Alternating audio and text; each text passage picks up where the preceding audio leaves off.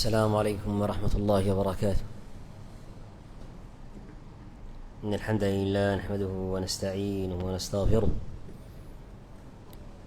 ونعوذ بالله من شرور أنفسنا ومن سيئات أعمالنا. من يهده الله فلا مضل له ومن يضلله فلا هادي له. وأشهد أن لا إله إلا الله وحده لا شريك له وأشهد أن محمدا عبده ورسوله بلغ الرسالة وأدى الأمانة وجاهد في الله حق جهاده حتى أتاه اليقين. تركنا على البيضاء ليلها كنهارها لا يزيغ عنها إلا هالك. أما بعد, kita masih dalam surah Al-Ma'idah. Hari ini kita mulai dari ayat nombor 27 di surah Al-Ma'idah. قال الله تعالى: واتل عليهم نبأ بني آدم بالحق إذ قربا قربانا فتقبل من أحدهما ولم يتقبل من الآخر قال لأقتلنك قال إنما يتقبل الله من المتقين. Wahai Muhammad sallallahu alaihi wasallam, bacakanlah pada mereka cerita dua orang anak Adam, maksudnya Habil dan Qabil. إذ قربا قربانا فتقبل من أحدهما ولم يتقبل من الآخر. Dua-dua orang ini bagi kurban kepada Allah Azza wa Jalla, tapi Allah terima dari seorang dan tak terima dari orang lain. Seorang itu yang Allah tak terima dari dia sebut la'aqtulannak, saya akan bunuh kamu. So Habil berjawab, innama yataqabbalu Allahu minal muttaqin. Allah Jalla wa'ala terima dari orang yang bertakwa saja. لئن بسطت إلي يدك لتقتلني ما أنا بباسط يدي إليك لأقتلك إني أخاف الله رب العالمين. Habil sambung, kalau kamu bunuh saya, kalau kamu datang nak bunuh saya akan terima. Saya tak mau bunuh kamu balik ya. Tak parang dengan kamu. Saya takut sama Allah Ta'ala. Saya terima jadi mangsa. Itu maksudnya. Sebab saya takut sama Allah Azza wa Jalla. Inni uridu an tabu'a bi ithmi wa ithmika fatakuna min ashabin nar. Wa dhalika jazaa'u dhalimin. You akan berdosa, kamu yang jadi dosa, lepas tu masuk neraka. Sebab kita dah kenal ini semua, kita semua kenal ini maksiat. Untuk penuh saya itu maksiat. Maksudnya ada dua-dua dapat ilmu, buatan itu buatan yang salah. Adam, bapa dia dah ajak dia,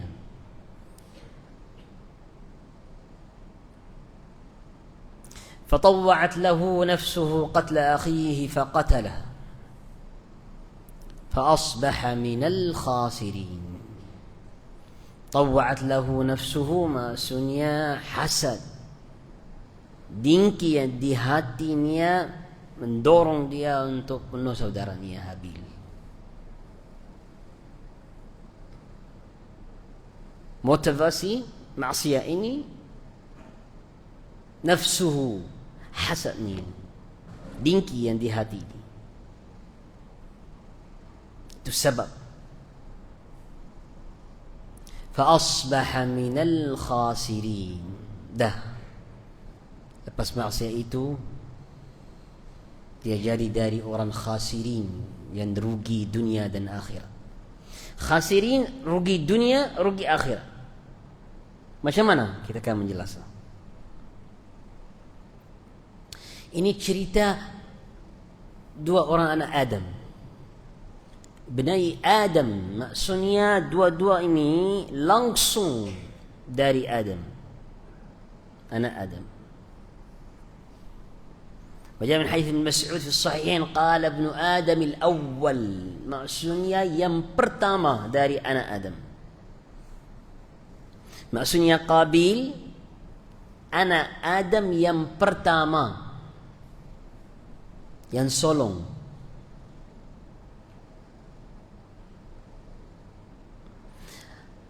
Dua-dua nama ini tak ada dalam as-sunnah. Dalam agama kita Islam, Nabi SAW tak sebut Habil dan Qabil, tapi ada dalam At-Taurah, ada dalam Injil namanya. Juga sahabat sebut namanya dari Ahlul Kitab. Ibnu Abbas, Ibnu Mas'ud dan lain, dia sebut nama dia Habil dan Qabil. Tapi dalam At-Taurah tak ada Qabil, dia ada Qail atau Qail. Habil macam Habil.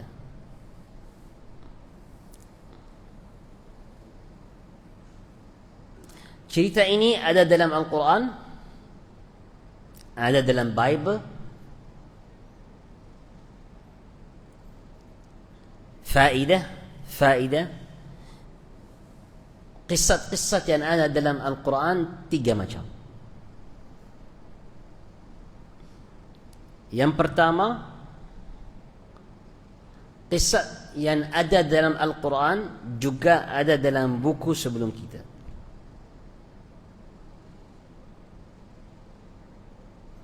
Macam cerita Nuh,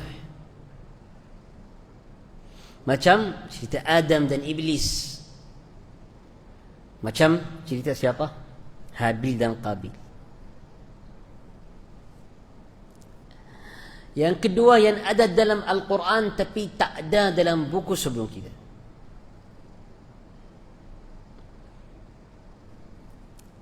Jenis yang kedua, kisah yang ada dalam Al-Quran tapi tidak ada kisah ini dalam buku sebelum kita, tak ada.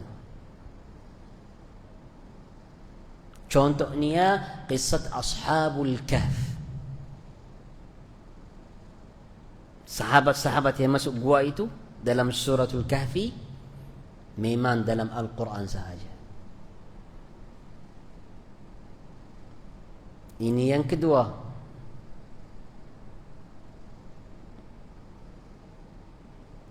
Macam cerita Ashabu Al-Kahfi, khas untuk umat Islam. Kisah yang ketiga, jenis yang ketiga, yang ada dalam Al-Quran juga ada dalam buku sebelum kita tapi hilang. Dia padam. Kisah orang ni padam, bukan merubah, padam sekali sampai tidak ada lagi. Macam kisah Dzulqarnain. Kisah Dzulqarnain ada dalam Al-Quran, juga ada dalam Taurat, tapi orang itu, mereka ini yang nakal, dia padam kisah Dzulqarnain sekali sampai hilang. Dia tak mau. Dia ada alasannya yang jahat. Macam tu. Okey. Untuk cerita yang macam Habil dan Qabil, kita kata kisah ini ada dalam Al-Quran, juga ada dalam buku sebelum kita. Sama tak sama? Sama tak sama? Jawaban tak sama. Semua kisah yang ada dalam Al-Quran juga ada dalam buku sebelum kita, caranya tak sama, bentuknya tak sama. Tak sama dari dua sisi. Sisi yang pertama, kisah-kisah dalam Al-Quran koreksi informasi yang ada dalam Taurat dan Injil. Correct informations. Setiap kisah yang ada dalam Al-Quran juga ada dalam Bible, beza. Al-Quran is correction untuk banyak cerita yang ada dalam At-Taurah. Sebab kisah yang ada dalam At-Taurat, Injil asalnya ada betul, tapi caranya ini buatan manusia, bukan dari Allah Ta'ala. Contoh, selalu kisah-kisah Nabi dalam At-Taurat min hina Nabi. Yusuf, Nuh, Lut, Daud, Sulaiman. 5 Nabi ini kisahnya ada dalam At-Taurat. Tapi siapa yang ada logik baca cerita dia, memang dia pastikan kisah ini tak betul. Mustahil. Mustahil. Termasuk Musa alaihissalam. Bagi kamu satu contoh.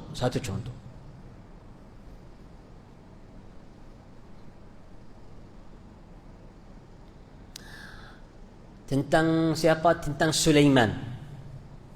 Apa Allah berfirman dalam Al-Quran tentang Sulaiman di surah Al-Baqarah? Qala Allah Ta'ala, وَمَا كَفَرَ سُلَيْمَانَ وَلَكِنَّ الشَّيَاطِينَ كَفَرُوا يُعَلِّمُونَ النَّاسَ السِّحْرَ وَمَا أُنزِلَ عَلَى الْمَلَكَيْنِ بِبَابِلَ هَارُوتَ وَمَارُوتَ. Allah Jalla wa'ala sebut Sulaiman tak buat kufur, Sulaiman tak buat syirik, Sulaiman ahli tauhid. Yang buat kufur syaitan yang ajar manusia sihir. Kenapa Allah sebut macam tu? Kenapa Allah Jalla wa'ala defend Sulaiman, jaga Sulaiman? Sebab dalam At-Taurat dia sebut Sulaiman jadi sangat kuat, sangat kaya, sampai lupa Allah Ta'ala. Lepas tu dia cinta banyak perempuan yang bawahnya, hamba-hambanya. Satu hambanya yang bukan Islam, yang buat syirik. So sebab dia cinta dia banyak, dia lupa Allah Ta'ala, ikut dia, dan kadang-kadang dia buat syirik dan kufur dengan perempuannya. Dia tulis macam tu, sebut macam tu tentang Sulaiman.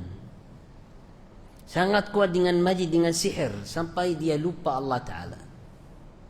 Dia lupa diri. Nabi lupa diri. Kadang-kadang balik, kadang-kadang pergi dengan isteri dia, dengan hambanya, dan buat kufur dan syirik. Dia cakap macam tu tentang Sulaiman alaihissalatu wassalam. Itu sebab Allah Jalla wa'ala defend dan jaga siapa? Sulaiman. وَمَا كَفَرَ سُلَيْمَانُ وَلَكِنَّ الشَّيَاطِينَ. Allah Jalla wa'ala defend Nuh. Nuh orang baik. Innahu min ibadina al-mukhlasin. Seorang yang muttaqin. Sebab dalam Injil Nuh, nama dia John. Nabi Nuh seorang yang suka minum arang, sampai kadang-kadang dia lupa pakai baju, keluar di jalan tanpa baju. Dia tulis macam tu tentang Nuh alaihi salatu wassalam. Itu sebab Allah Jalla wa'ala defend Nuh dalam Al-Quran. Seterusnya, yang paling ajaib, apa dia sebut tentang Nabi siapa? Lut alaihi salatu wassalam. Nabi Lut sepupu Nabi Ibrahim. Nabi Lut sepupu Nabi Ibrahim. Apa yang dia tulis tentang Nabi Lut? Allahumma musta'an. Astaghfirullah. Rasa malu untuk sebut, menjelas apa yang dia tulis tentang Nabi Lut. Bukan itu saja, banyak orang convert jadi Muslim sebab cerita Nabi Lut yang di At-Taurat, yang di Bible, yang di Injil. Taurat dan Injil dua-duanya. Apa yang dia tulis tentang Nabi Lut tak masuk akal. Bila mereka itu yang ada logik, baca cerita Nabi Lut dalam Bible, lepas tu dia baca cerita Nabi Lut dalam Al-Quran, dia convert ke Al-Quran, convert ke Islam. Banyak orang, khusus di penjara, di Europe, di England, Masuk Islam sebab masalah ni. So Al-Quran, kisah-kisah yang dalam Al-Quran, koreksi, membaiki, betulkan semua cerita-cerita Nabi yang ada dalam Bible. Tak sama. Sisi lain, tak sama jadi dari apa? Dari details. Semua information tentang anbiya yang dalam Al-Quran baru, lebih daripada yang ada dalam Bible. Contoh, cerita Nabi Musa dengan Khidr yang ada dalam suratul Kahfi. Kisah Nabi Musa dengan Khidr atau Khadir tak ada dalam Bible. Ada cerita Musa dengan Fir'aun. Ada cerita Musa dengan pak mertua dia. Tapi cerita Musa alaihi salatu wassalam, ada cerita Musa dengan Qarun. Tapi Musa dengan Khadir yang di suratul Kahfi, ini untuk kita saja. Ini information yang lebih, yang baru, yang tidak ada dalam Bible. Maksudnya walaupun sama, tapi bentuknya lain. Kisah Anbiya dalam Al-Quran lagi sempurna dan pasti betul 100%. Tahu dia sebut apa tentang Yusuf? Allah Jalla Ala dalam Al-Quran, Allah Jalla Ala bagi description untuk Yusuf. Si Yusuf seorang Nabi yang sabir. Sabir, orang sabar. Betul-betul sabar. Memang ujian dia besar. Dari masa muda sampai tua dalam ujian. Dan dia sabar. Tapi dalam Bible, kalau kamu baca cerita Yusuf, dia bukan orang yang sabar. Dia terus menerus komplain. Dia terus menerus marah dengan siapa? Dengan Allah Ta'ala. Berapa kali dia keluar, potong baju diri, lepas tu dia jerit, wahai Allah, kenapa saya? Wahai Allah, sampai bila? Dia kata macam tu tentang Yusuf. Allah musta'an. Dalam Al-Quran lain. Betul, Al-Quran defend semua anbiya. Dan bagi kita cerita dia yang benar, yang betul. Termasuk cerita Habil dan Qabil. Tak sama dengan buku-buku yang ada sebelum kita. Walaupun dia ada, tapi cerita kita lain. Lagi perfect, lagi penuh.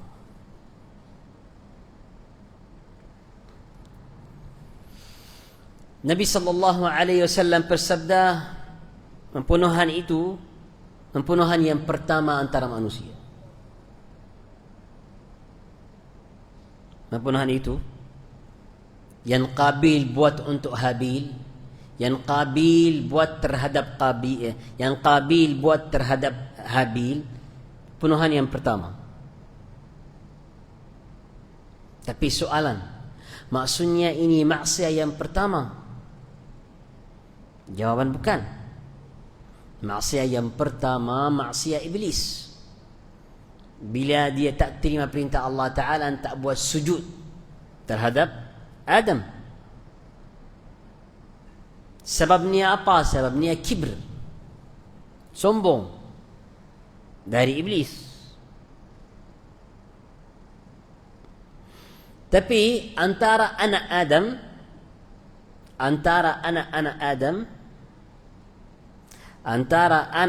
Adam, maksiat yang pertama memang pembunuhan Habil. Sebabnya hasad. So hasad itu motivasi, itu sebab untuk Qabil buat itu untuk Habil. So jadi maksiat yang pertama yang ada antara makhluk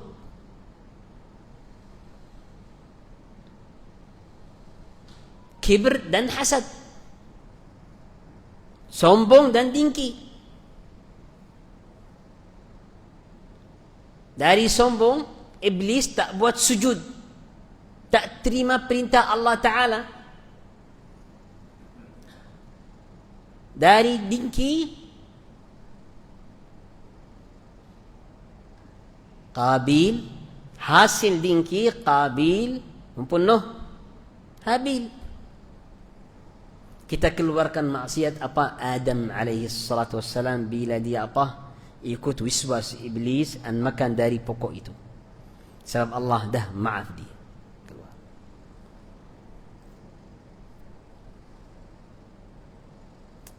Qabil dan iblis, dua-dua orang ini buat maksiat yang pertama antara makhluk.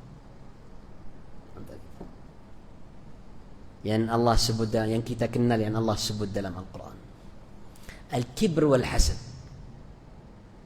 Itu sebab Nabi SAW terus menerus minta Allah Ta'ala jaga dia dari sombong dan dengki. Allahumma inni a'udhu bika minal kibri wal-hasad. Terus, ya Allah, jaga hati saya, jaga saya dari dengki dan sombong. Memang dua-dua maksiat ini dari maksiatul qalbi, penyakit hati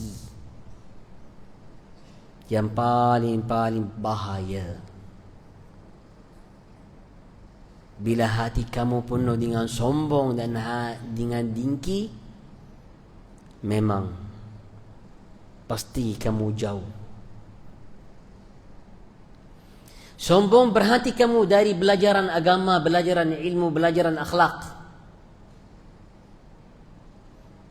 Sombong jadi satu barrier antara kamu dan Allah Ta'ala. Hasad berhenti kamu jadi baik dengan manusia, dengan saudara kamu. Hubbud dunia, untuk mencintaan dunia sampai gila, hasil hasad. Untuk benci manusia, tak respect, hormati manusia, hasil dengki. Untuk tak terima qadarullah Ta'ala, hasil dengki.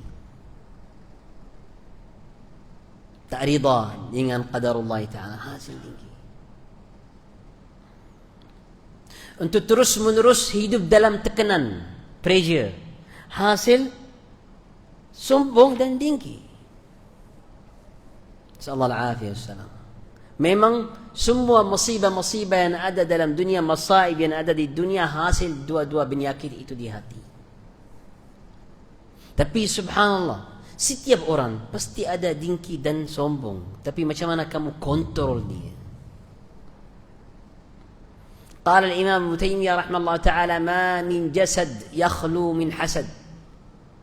Tidak ada manusia yang 100% tanpa hasad. Pasti ada walaupun sedikit. ولكن اللئيم يبديه والكريم يخفيه. Yang beza, manusia yang bertakwa akan terus menerus buat jihad dengan hasad yang ada di hatinya, penuhnya. Orang yang jahat akan keluarkan hasad itu terus menerus, tak kontrol. Sama dengan sombong. Sallallahu alaihi wasallam. لهذا قال الله تعالى، النبي الله جل وعلا hantar surah al-Falaq wa surah an-Nas untuk Nabi sallallahu alaihi wasallam. Rasulullah sallallahu terus menerus baca muawwidzat ini sebelum keluar dari rumah, maksudnya pagi, malam, lepas setiap salawat maktubat. Rasulullah SAW baca suratul Mu'awwidzat yang qul a'udzu birabbil falaq min syarri ma khalaq wa min syarri ghasiqin idza waqab ومن شر النفاثات في العقد ومن شر حاسد إذا حسد قل أعوذ برب الناس ملك الناس إله الناس من شر الوسواس الخناس الذي satu untuk hasad, satu untuk sombong. Suratul Falaq, you minta Allah Ta'ala jaga kamu dari dengki. Suratul Nas, you minta Allah Ta'ala jaga kamu dari sombong. قال النبي صلى الله عليه وسلم ما تعوذ متعوذ كمن تعوذ بهما حديث عقبة بن عامر وغيره. النبي صلى الله عليه وسلم tidak ada muawwidat yang lebih kuat, yang lebih bagus, yang lebih afdal dari dua-dua ini, Al-Falaq wan Nas. Suratul Falaq dan Suratul Nas. Rasulullah baca dia terus menerus setiap hari berapa kali. وجاء من حديث أنس بن مالك وحديث عقبة قال لازمهما النبي صلى الله عليه وسلم متعوذا حتى مات. Rasulullah sallallahu alaihi wasallam guna muawwidat ini sampai mati. وجاء من حديث عائشة في الصحيحين كان النبي صلى الله عليه وسلم إذا أراد أن ينام جمع يديه وقرأ فيهما المعوذات ومسح بهما ما استطاع من بدنه. وفي مسلم ونفث فيهما. حيث عائشة رضي الله عنها الصحيحين النبي صلى الله عليه وسلم setiap malam sebelum tidur gabung dua tangan, lepas tu baca muawwidat, qul a'udzu birabbin nas wa qul huwallahu ahad. Lepas tu Nabi SAW apa? Wipe badan dia setiap malam. Hatta kana maradu, sampai Rasulullah jadi sakit sebelum dia mati, dia tak ada tenaga untuk buat itu. So Aisyah angkat tangan dia, Aisyah yang baca al-muawwidat itu, lepas tu dia guna tangan dia untuk musab badan dia alaihissalam. Sampai mati Rasulullah SAW tak tinggal muawwidat. Memang sebab penyakit yang paling berat itu, kalau manibar di hati kamu, lagi teruk daripada kanser. Kamu jadi manusia yang bahaya. Kalau sombong dan dengki manibar di hati kamu, memang tak ada batas untuk jahat kamu. Sallallahu alaihi wasallam.